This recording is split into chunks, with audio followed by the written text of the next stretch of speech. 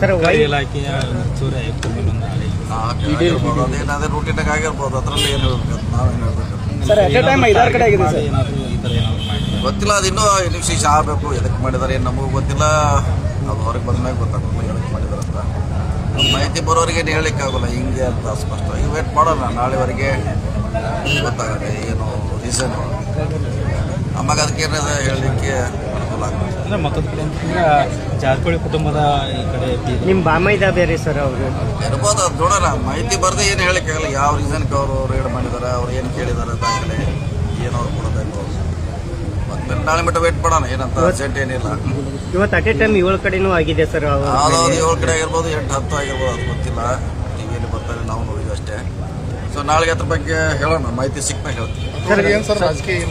ಈಗ ಹೆಂಗೆ ಹೇಳ್ತಿಲ್ಲ, ನಾಳೆ ಬೇಕಾದ್ರೆ ರಾಜಕೀಯ ಐತೋ ಇಲ್ಲ ಅನ್ನೋದು ನಾಳೆ ಗೊತ್ತಾಗ, ನೀವು ಇವತ್ತು ಗೊತ್ತಾಗುತ್ತೆ.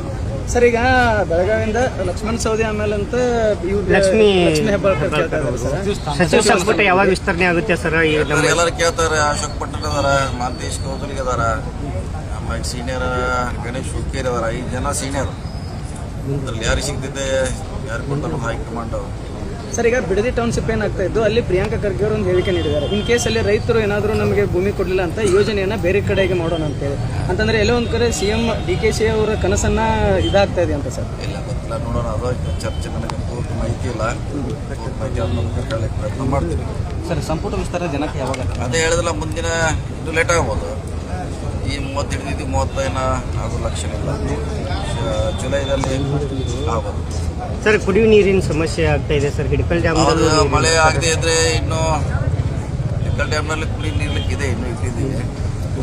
ಆದರೆ ಈ ಬೆಳೆಗೆ ಭೂಮಿಗೆ ಕಷ್ಟ ಇದೆ.